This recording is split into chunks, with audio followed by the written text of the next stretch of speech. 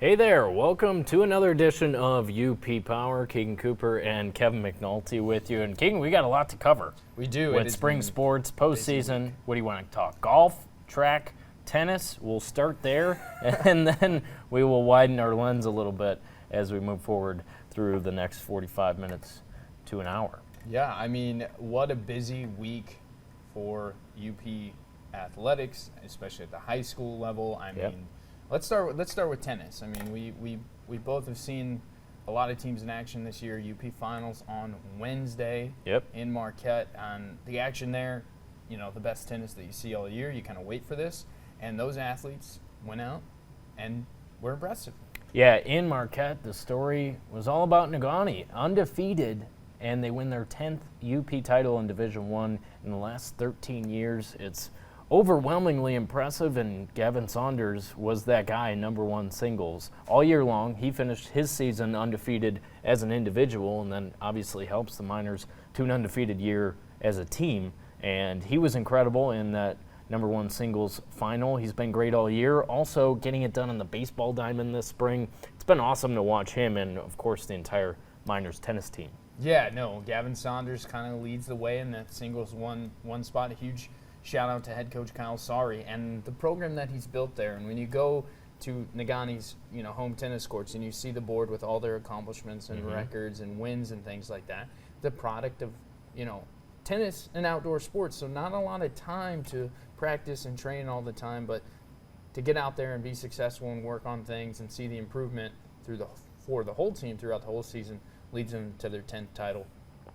Good job, Nagani. Yeah, well done. Obviously, finished the year how they started, winning. They won all season long. Of course, this is in D1, also placing in that D1 tennis tournament last Wednesday. Marquette finished in second, and then you had Escanaba, Kingsford, and then Westwood and Gladstone as well competing out there in Marquette. So we closed the book on the boys tennis season.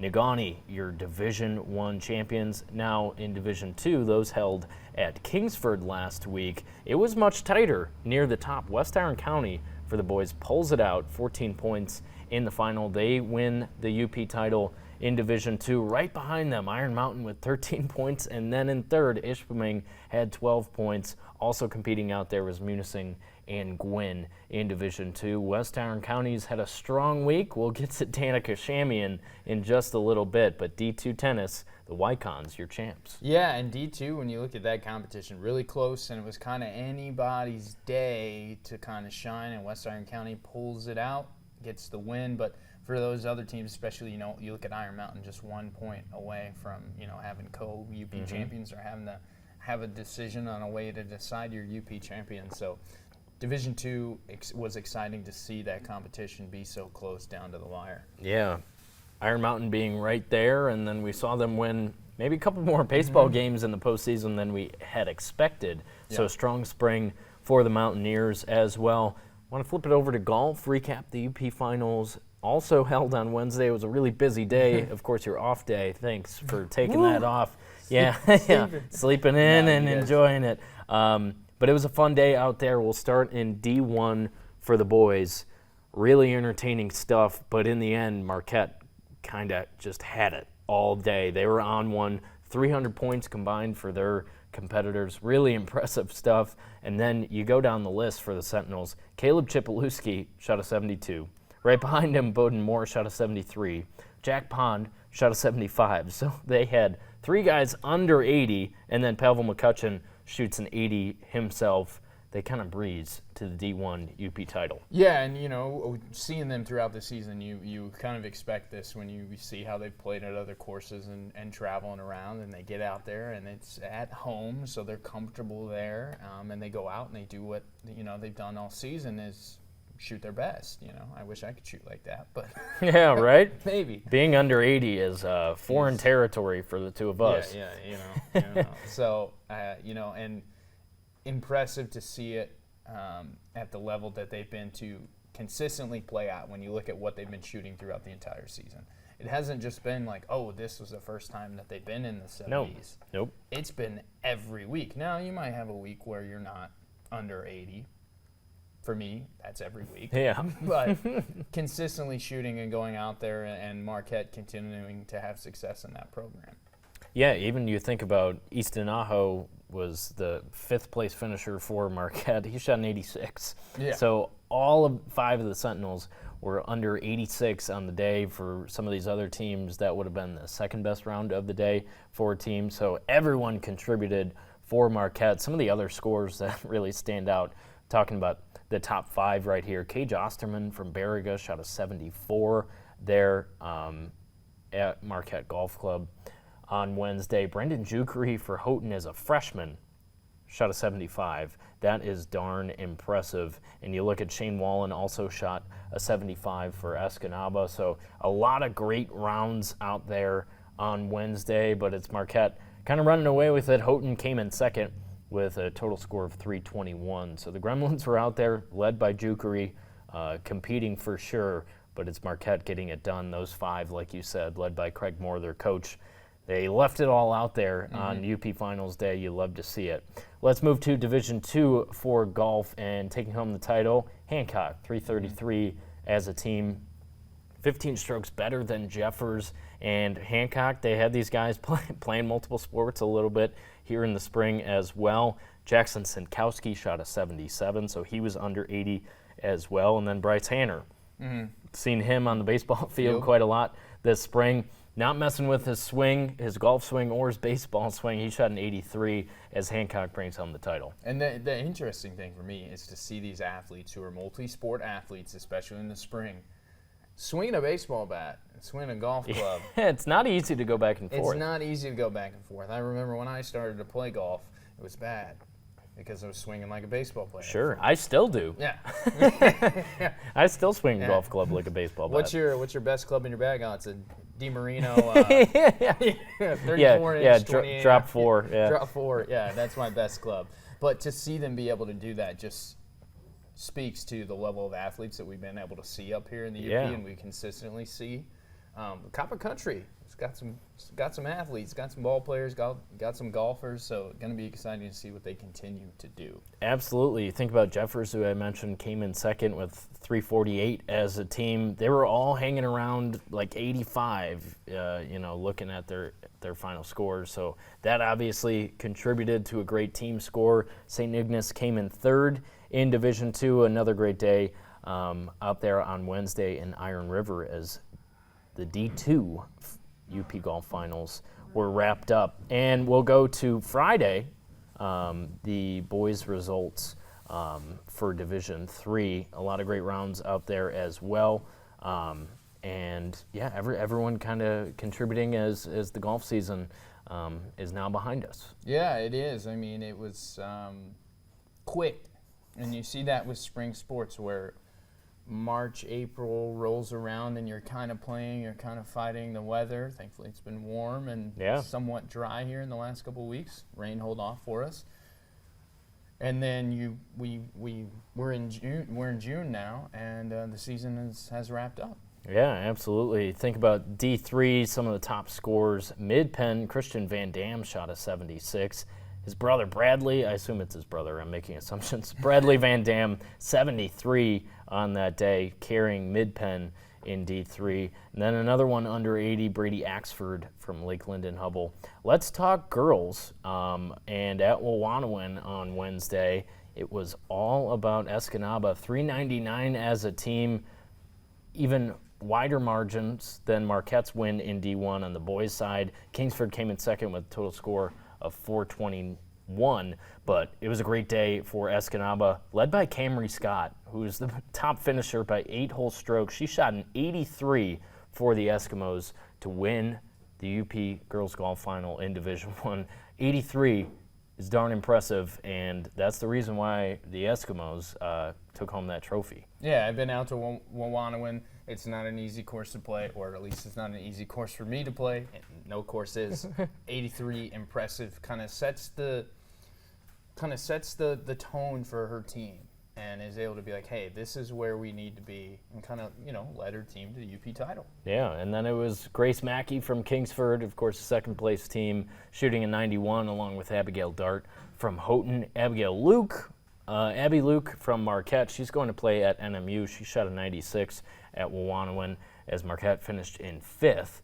So D1 finals, pretty much all about Camry Scott and Escanaba. We'll switch over to D2 for the girls, also held in Iron River on Wednesday, and that was Bark River breaking a long streak without a golf title. They got one this year in Division II, 439 as a team. Ava McDonough and Ella Boney both leading them 1 and 2 for the entire field, shooting a 101 and a 102 respectively. So the Broncos back on top in girls golf. Broncos bring it home, get out there, and to go 1 and 2 and be at the top of the field. I mean, that's tough to beat. That's tough to contend with. Yeah, absolutely. A couple tied for third. Jalen Hancock from Munising, and then second place as a team went to West Iron County. Addison Franzine shot a 105 as well. She was tied for third. And thinking about D3, also held in Escanaba on Friday. Some really strong scores from all across the D3 teams. Cameron Peterson from Big Beta Knox shot an 89 on Friday. Really strong round as she led the entire field there in D3. That's a darn good round as well, being under 90. Yeah, I mean, it's not easy to go out and shoot these scores, and I mean, even when you look at the pros, the professionals. Yeah, absolutely. To be consistent and to hit your shots and to hit the fairways, hit the greens, to 1-putt, not to 2-putt, no bogeys, birdies and pars. Not an easy thing to do. So kind of again leading the way for her team to find success in the UP finals.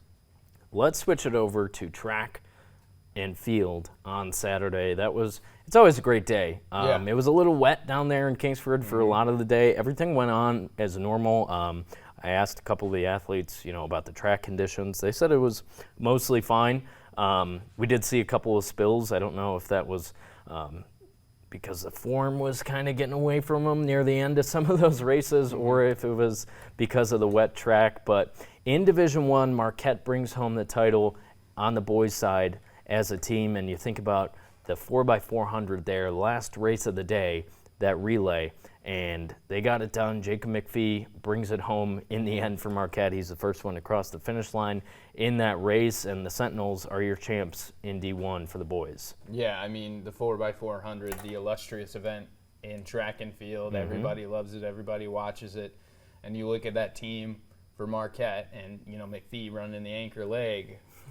You gotta, if he gets a good handoff and gets a good start, you got to kind of put your money on him because of his speed and his length. And when you look at his stride, and he gets it done. Stride is certainly a lot longer than a lot of the other athletes out there. That's where Marquette really dominated, was in the relays. You think about earlier, I forget which relay it was, where Kyler Sager crossed the finish line for Marquette. Getting the baton from Ford Richardson. Some of these guys we know play other sports, football, basketball. As well. They were out there. Tucker Welch is going to play at NMU. For football, he started out that relay for the Sentinels, and they dominate in D1, 163, then 101 is Kingsford as a team. Houghton came in third with 67. Kingsford, though, you got to talk about Noah Johnson in the shot put and the discus. Pretty unbelievable. That guy can just put it up. No warm-up needed. Just let him get out there and throw it. Just chuck, and it was pretty impressive. Noah Johnson could poke me and I would break. 46 feet 7 inches on his shot put throw. Really impressive. That's about a foot longer than the second place finisher, also from Kingsford, Garrett Veal. So he got out there and really helped Kingsford to that second place finish in Division I. Then you look at Noah's discus, 141 on the discus. Number 2 was Dason Smith, who we know is going to play Division I football at Central Michigan. He only threw at 127. So Dason, that's really good, but Noah Johnson really just blew everyone out of the water on Saturday. Those were his events to take home, and I think everybody kind of knew, hey, we're playing for second place because Noah Johnson is taking first. Yeah, unbelievably impressive in the field events for him. Let's move to D2 for the boys. It was Pickford bringing home the title over Munising, 137 the Panthers had to the Mustangs 106, and Pickford just had a strong showing. Across all events, really dominated on the track in a lot of these events. And then Munising trailing right behind. We saw a couple highlights from Dan Goss leading them in multiple events, kind of the longer distance events where he really shined. Yeah, Pickford, comes out and it's those consistent performances throughout the whole day, and it's a long day. That's how it adds up. It's a long day, and for athletes that are competing in multiple events, a lot of times they're different events. It's how can we have consistent performances? Maybe you run distance, but you're also in a relay, and now you're in a sprint. Maybe you do hurdles. Maybe you do a field event. And Pickford, when you look at everyone that competed in their whole team, it was consistent performances. They were consistently in the top 5 if they weren't already on the podium. And just kind of a dominant performance from the Panthers, like you said, across the board. One thing we didn't mention with Division I, Houghton finishes in 3rd as a team. The highlight of the day for me was talking to Mr. Luke Hill, who won a couple of races for the Gremlins. By the end of the day, these guys that were competing in multiple events, I was out there asking, take me through your day. What events did you compete in, and how did you place? So I had that context during the interview, and Luke took me through his entire day. Said he woke up, his grandma made him oatmeal, and then he prayed, and then he won his first race, and then he went back and he ate some more, and he prayed some more, and then he won another race. He was just on one the other day.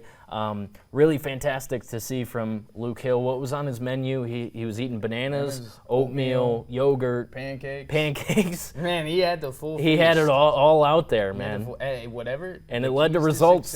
The keys to success. So I need to start eating oatmeal, bananas, pancakes before we go out and we golf. I need to find success. Well, I think it's wise because it worked for Luke Hill. He had a great day out there on Saturday. We'll move to D3 for the boys. Newberry just pulls it out over St. Ignace. They were in a battle right until the very end, that 4x400 meter relay. They're your winners, and that's what led them to a title. St. Ignace had a great day.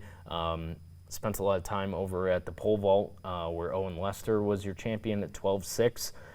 For the Saints, Johnny Angles, your winner in the 300-meter hurdles, but not quite enough as Newberry pulls it out in the end, winning that 4x400. Really impressive from both of those teams, and then trailing right behind them, 89 points for the day, Lakeland and Hubble as well. Yeah, that, again, another close one down to the wire. Some of those late events really matter. Owen Lester, 12 feet 6 inches on the pole vault. Yeah. He's vaulting. And you look at that video, it's like, how do you do that? How do you do that? That's the one event, middle school, high school, whatever, PE class, or if we're out there after school, I never wanted to try the pole vault because it scares me. That conversation for the athletes that do it, it's got to be great. It's like, hey, Mom, hey, Dad, I'm going to do pole vault this year for track and field. And I'm going to launch myself 13 feet in the air. Yeah. And, credit to him, credit to all the athletes that do that. It's just a joy to watch. It's kind of something that you don't see how it's possible until you get there. Well, it's a lot of work, and for Owen Lester, he's been your UP champ past 3 years in the pole vault, so he's just grinding over there. And our friend from Houghton, who was taking down the scores, immediately when I walked over there, he gave me a heads up. He's like, "You're going to want to watch him and film him." And he was exactly right over there at the pole vault. So that was really impressive. That 4x400, of course, Lakeland and Hubble came in first. That propelled them to the 3rd place finish as a team. And then it was Newberry just squeaking it out over St. Ignace behind them. So a great day for the boys. That's where I was focused on Saturday. And we also had some great girls action. Starting in D1, Sault Ste. Marie pulls out the title. Decent margin for the Blue Devils, 117 to Negaunee 2nd place, 94 points. Then behind them is Gladstone with 65 points. And in D1, JC Toljas, hadn't talked about her enough over the course of the season because she is speedy, especially when you get her, in that 100-meter dash. Really, really impressive from Toljas helping Gladstone to a 3rd place finish. Yeah, 12.65 in that 100-meter dash, if I'm remembering correctly. Just kind of when you, again, you kind of see that race, and you see all the athletes set their feet on the blocks, and then she just zooms, and you're like, yep, this is your UP champ. And she proved it. She proved it out there. And even second and third, when you look at it, it was close. Yeah. She was right there. Well, there's a lot of great athletes on the girls' side that we've had the pleasure of watching all season. And, I'm just looking at the 100-meter dash here in D1. Caitlin Strom, multi-sport athlete. She came in second from Calumet. Lauren Sundquist from Gladstone also placing third. And then Kira Waterman, your champion in a couple of different events as well for Negaunee. She's just a freshman, so yeah, her numbers are going to go up. And talking to both Kira and JC Toljas on Saturday, hearing how the other athletes from other schools kind of push them to be better every time they're out on the track together, because, well, they're competing against each other multiple times every year. So they know, who's setting the pace in some of these events. And in the 100-meter dash in D1, it was Toljas from Gladstone. Moving on to D2, Bark River Harris, again, your champions. They're champions in golf. And then again on Saturday in Division II, 127.5 points, the total for the Broncos, and then West Iron County took second, followed by Ishpeming. But for West Iron County, it was the Danica Shamian show, setting multiple UP records. She was on one on Saturday, just blowing me away, really, in a lot of those events where she came in first by a wide margin. Yeah, you see, again, another multi-sport athlete that you see, and she was at the top of her game for the UP finals, and that's what you want to see. You've got to be excited to see that for any athlete on any given team is, hey, that they're at their best and they're able to set these records. And now it's for other athletes who want to be in that UP record book, hey, that's motivation that you can do it too. You got to get out there and get on your best day. But kind of a marvel to watch her and how she did separate herself in some of these races and win by 5, 10, 15 seconds. Unbelievable. She's a winner in 4 events on Saturday. That is elite company that she is in. She set school records in the 200, the 400, and the high jump just 4 days before the UP finals. So she was out there. She was on a heater, and she kept it going on Saturday. Now for Bark River, that is their third straight UP championship on the girls' side in Division II. Lauren Zawada, another multi-sport athlete, we saw her on the basketball court this winter, leading the Broncos to a championship in Division II. Moving on to D3, Lakeland and Hubble, your champions over Newberry, 72 points for the Lakes, 64 for Newberry. And for the Lakes, Emily Jokala, another great athlete out there. Had the pleasure of talking to her. And she's so humble and gives a lot of credit to her teammates and everyone out there competing against her. She's another one, add her to the list, that's been competing in a lot of these events with the likes of Toljas and Shamian and Waterman. And she had a great day for the Lakes, leading them to the D3 title. Yeah, and I think for me with the UP track and field finals, it's a great day because it's competition and these schools are competing against each other, but you see a lot of these athletes who have been a part of their track and field teams for a couple years now, and so it's really this big community event of, hey, all teams of all divisions are here today competing on the biggest stage in track and field for Upper Michigan, and you get to see these athletes not only interact with each other but compete, win, set records. Lakeland and Hubble, just another example of that. That team goes out, gets the job done, but it's also humble about it. It's a humble thing to see that, hey, they're UP champs, but they're excited about how much the sport has grown, especially here in the UP. Yeah, no, it was a fun day, and by the end of it, it was rather sunny out there, so it turned into a great day there at Kingsford. Got to give some flowers to Chris Hartman and the Flivers for having that event so organized. So many people throughout the day that come out there to watch. Probably when you add it up, more than the average football game there at Kingsford. So handling those crowds, handling all the moving parts, the field events going on over here, the track events obviously going on the track. They nailed it on Saturday. They've been doing it for many years, but I could see it up close and personal on Saturday. So well done. It was a great day out there, and congrats to all of the winners in those championships as we close the book on those spring sports, but we're still moving through baseball and softball. Coming up tomorrow, Wednesday, baseball regionals get underway, regional semifinals, and we have a number of UP teams still remaining. In Division II, Escanaba still alive. They will take on Petoskey on Wednesday in Division II. And then in Division III, we have Houghton taking on Gladstone. You saw as the Gremlins won their district to move on. Gladstone will be at home on Wednesday. And then in Division IV, Jeffers and Norway going at it. Norway will host, and Rudyard, still alive in D4, they will host tomorrow as well. And if victorious, they will get the winner of Jeffers and Norway. But take me through that district up in the Copper Country, which got pushed back to Sunday because of the weather. Houghton comes out on top of a stacked district. Yeah, when you look, you have Houghton, Negaunee, Iron Mountain. You have some really good teams in this district. Hancock as well. Hancock as well. That Houghton-Hancock game to open the district goes to extras. Yeah. Goes to set you back. Set us back a little bit. Goes to 12 innings. 12 innings. Yeah. And Houghton pulls it out. And those two teams, when they play, it is always a joy to watch those teams. For sure, and all the play. kids know each other, too. Yeah, they live so close. They know each other. They probably play on the same summer ball team. You know, they play Legion ball together. They compete against each other. So that game right there, to open a district and it goes 12 innings and Houghton pulls it out, that almost felt like the district championship, even though it was just a quarterfinal game. Then you move into the other side of that. Iron Mountain taking on Negaunee.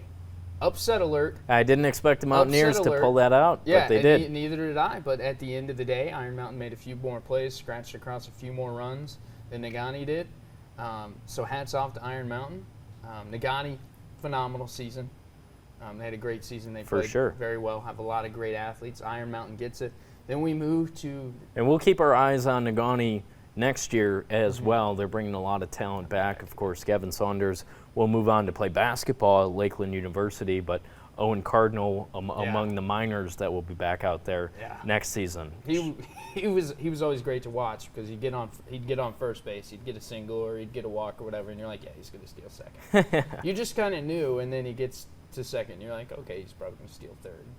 And then, oftentimes, there'd be a pass ball or somebody else would hit and he would score, and I always thought that was interesting, that if you got Owen Cardinal on, there's a high percentage chance that he was probably going to score one way or another. And that's fun. That's what I like about high school baseball. There's certain guys you get on the base paths, and look out. Yeah. They're going for home and trying to score a run for their team. Obviously, runs are paramount in the postseason, especially when you're going to extra inning games like Houghton did in the district semifinal to move on. But they are moving on, taking on Gladstone Wednesday afternoon. They're in the land of the Braves. And then Jeffers on Friday, walk-off win over Gogebic. That was entertaining as heck. 2-0 lead for Gogebic heading into the bottom of the seventh, and the Jets pull it out in the end. So they've been really impressive. Great record, I think 20-3 in the regular season. So they will go take on Norway, who had an easy time in their district, but they're staying at home for the regional semifinal.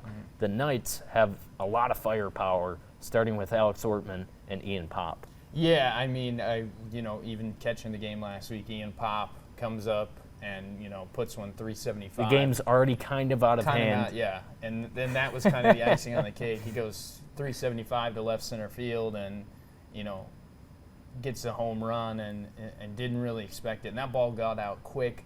Norway, high-powered offense. Their defense is also solid. Alex Ortman was on the mound for the district championship, gets the job done. They also have some other great pitching as well. Jeffers, though, a gritty team. To be down 2-0 in the bottom of the seventh, and have the concentration as a team to be in tune to the game, to lock in, work the count. You got to have good at bats when you're chasing in the bottom of the seventh inning. You're usually taken for a strike, so then you're down to 2 strikes for the at bat. They put together some of those at bats, just were able to scratch off, a number of hits. They weren't bombs, they weren't home runs, they didn't do it that way, but just enough. And you saw their celebration at the end when they walked it off. You could tell it was such a relief for them, a team that scored a lot of runs all season long, They go 6 innings without scoring, and then the 7th, it all comes together, and they win it. They're moving on. Yeah, I mean, this will be a very exciting game. I think it will come down to, sacrifice bunts, sack flies, moving the runner, making the right play, making the right decision, no walks, no errors, no, pickoff moves thrown into right field, no drop third strike, where a catcher throws the ball into right field.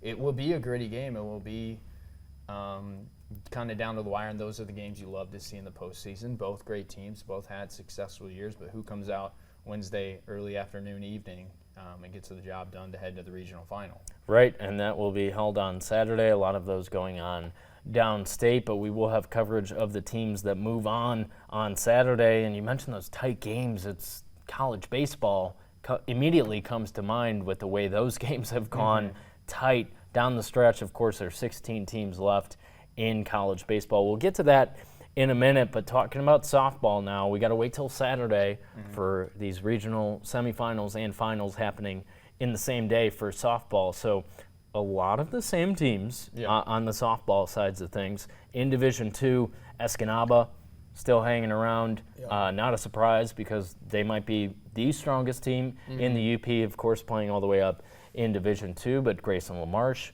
when you have her on your team, anything is possible, especially when she's in the circle. Yeah, when she's in the circle, kind of a dominant pitcher, especially when she's hitting her spots and moving the ball. She's also got a nice stick at the plate. She knows how to swing it. I watched her go 3 for 3, I think, the last game that I saw Escanaba play.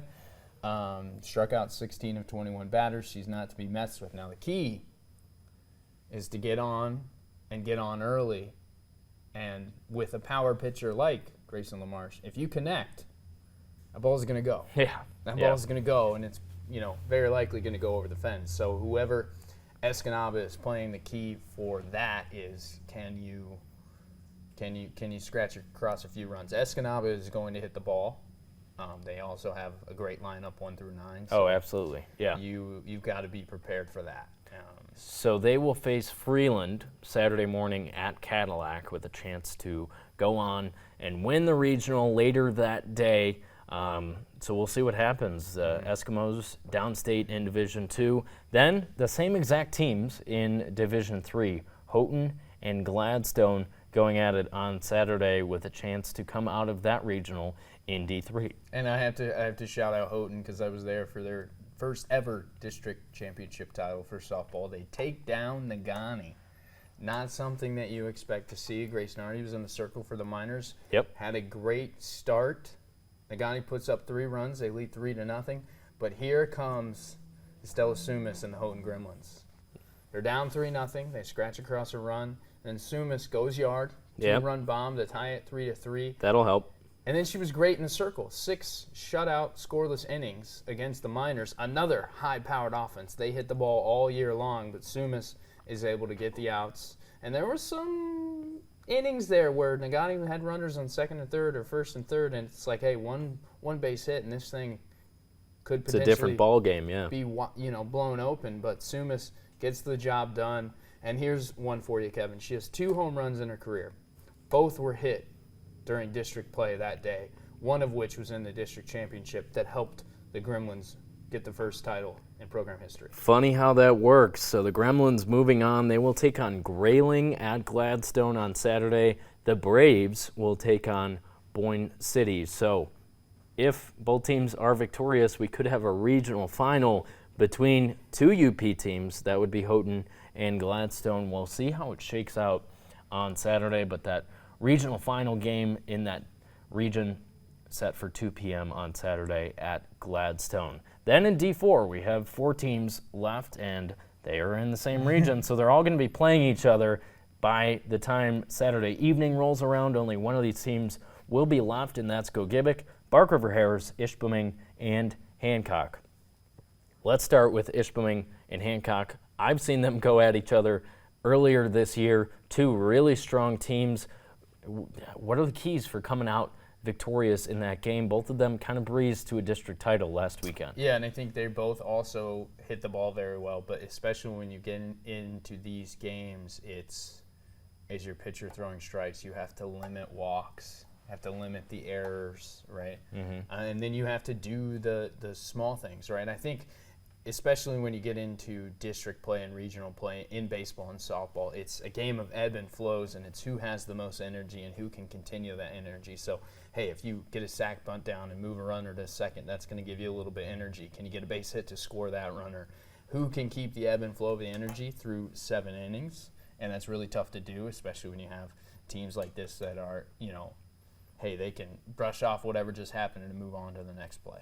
Yep, and then on the other side of that regional, Gogebic and Bark River Harris with a chance to meet either Ishpeming or Hancock. Those games will be played at Norway on Saturday. District final set for 4 p.m., and I'm looking forward to it. I was at the Ishpeming game Friday, where they won their district. Peyton Mananen in the circle. She's one of those players moving on to play college softball as well. She'll be at Bay next year, and she was outstanding, recorded her 500th career strikeout. It seemed like she was striking out everyone up and down Superior Central's lineup, and that's a really good team. Superior Central, throughout the season, had a really strong year, and by the time the district final rolled around, they had no answer for Peyton Mananen. Yeah. She was striking out everyone. 500 strikeouts is very impressive. Very, very impressive. When you look at it, in any game that you play, 21 outs, right? Yeah. 21 outs. That's the crazy part. You think about what a amazing milestone it is in basketball to reach 1,000 points, right? Yeah. You're going for 2 or 3 every time. When you're pitching in softball, a lot fewer games just because of the weather up here. 21 outs a game, you have the potential to get. To record 500 career strikeouts is just incredible. Yeah. What an accomplishment. I'm trying to think, average schedule length is probably 20, 25 games. Yeah, probably. So do the math. The odds are very low over the course of a career that you can get 500 strikeouts. So to do it is impressive, is very impressive. And she, one of those players that, is going to be a leader for Ishpeming, especially come Saturday when they're competing to go on. Got to shout out Bark River Harris. We've seen them already have 2 UP titles. Yeah. They're scary. Can they win their region and make a push to go to East Lansing? Yeah, the Broncos in a lot of the girls' sports have been really good all year long, thinking about basketball, of course thinking about track and golf, and now softball still alive, a chance to win that regional and move on to the state quarterfinal. We will have at least one team in Division IV, probably a couple other teams joining them, whoever comes out of that region next week. So, 1 or 2 of these teams, 3 or 4 maybe, will still be alive, and we'll be able to cover them next week. Should be a lot of fun. Saturday we'll have all the answers for you. Who's moving on? Who's going home? We've now been downstate twice this run of season. Can we make it 3 times, and can we see a team bring home a state championship to the UP? Well, we owe Joey Ellis a gift. Yeah, we do owe that we Joey got him Ellis ahead of the the state basketball finals in East Lansing. We never caught up with him. Yeah. So Joey, if you're watching, which we're gonna clip this part and send it to you, we got a special gift for you that you will love. I think he knows what it is. So I think he does I don't think it's necessarily a surprise, but we still want to see the look on his face. Of course, that's former sports anchor and reporter here at TV6, once upon a time, Joey Ellis, now in Lansing. Great guy. We'd love to be able to see him if a team heads down there to MSU to compete in the state final. Time will tell, and we will find out. Let's switch it over to college baseball now. Yeah. Because we're moving on to super regionals and unbelievably entertaining first-round regional round in all of the sites. It seemed like every game was a one-run game. I'm thinking about, first of all, Evansville. I believe the 9th ever 4 seed to come out of a regional. How it works in the tournament is there are 16 hosts. Those are your top 16 teams. They were the 4th seed in their regional in East Carolina, and they come out on top. Yeah. I love their rallying cry is guac, which is get up Ace Country, because they are the Evansville Aces. And unbelievably, They are moving on to the Super Regionals. That's Evansville. Going up against these SEC, ACC teams. Of course, you have teams like A&M still left. Tennessee, the number one overall team, is still alive. And we saw some other upsets, too. Of course, East Carolina gets knocked out by Evansville, but then Arkansas gets knocked out. Didn't expect that because they have some of the best pitching in the country, but if one of your starters is off and you don't take advantage of a quality start from one of your starters, that can hurt you in these regionals when it's double elimination, because then all it takes is one more loss and you're out of there. Hagen Smith is a guy who was competing 2 years ago, 2022, with the Razorbacks, deep in all the way to Omaha. He's a horse on the mound, and Arkansas kind of spoiled one of his starts. They're out, and some really strong teams still left. North Carolina ends up coming out on top of their regional. That was a wildly entertaining game where they pulled it out over LSU. So the defending champs out after losing to North Carolina. Looking forward to the Super Regionals. We'll see who's going to Omaha. Yeah, I mean, exciting to see. Got to shout out SEMO. That's down where I'm from. Yeah, SEMO too. Another team that Missouri upsets State, over Arkansas. Yeah. Baseball and softball are interesting games because that saying, if anybody can beat anybody on any given day. I think that's really seen and rang true in baseball and softball because, like you said, if your ace is off and you don't do something about it, and one team hangs a couple runs, you could be facing a deficit. We've also seen some walk-off wins, some wins that you didn't expect. People talk about upsets in March Madness, the NCAA men's and women's basketball tournament, but seeing upsets in baseball and softball, I think, is even sometimes more surprising. Yeah, really entertaining. And then in softball, of course, it's been Oklahoma's title to lose. They are, back-to-back champs, seemingly win every year, but right now, actually, live in the second inning. Of course, if you're watching this live, this is a live update. Otherwise, you'll know the outcome of this game. They trail Florida in a winner-take-all semifinal game, so Oklahoma is on the ropes. The Gators knocked them off Monday night to force this winner-take-all game. The winner will get Texas, so we could have a Red River showdown in Oklahoma City for the title in softball. The stories write themselves, but right now Florida making their case to be in that title game against Texas. Yeah, and when you look at these top softball programs from across the year, Oklahoma obviously in the conversation, Florida in the conversation, Texas there, Tennessee. So can we get a Red River finale maybe, or are the Gators going to spoil? Yeah, I think they might. We will see what happens, and then next week we'll know who's going to Omaha on the men's side. Like I said, it's been a really fun College World Series. I would prefer if my team was there again. Of course, they've been there the past 3 years or so.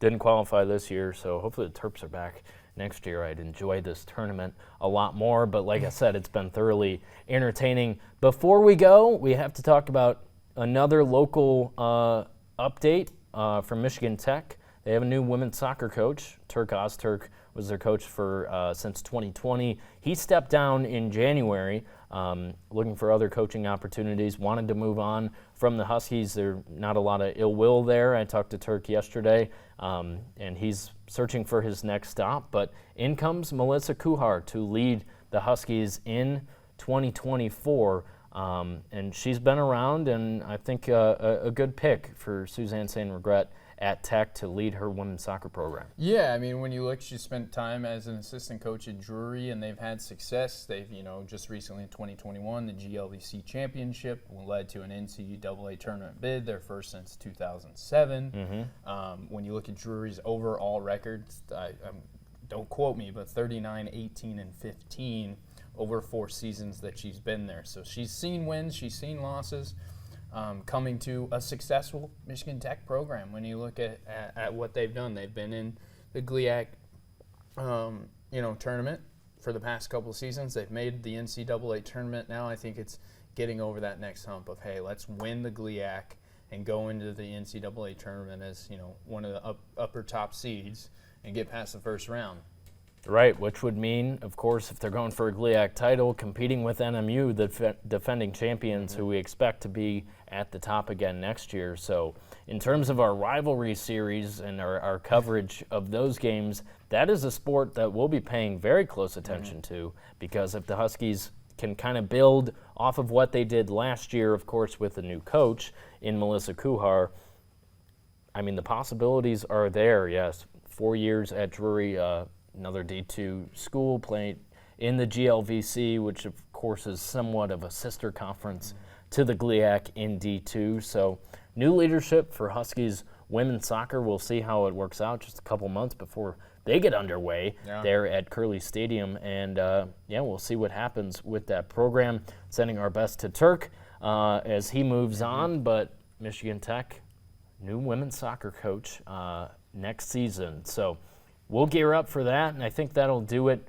for us here on the UP Power Podcast. Covered a lot.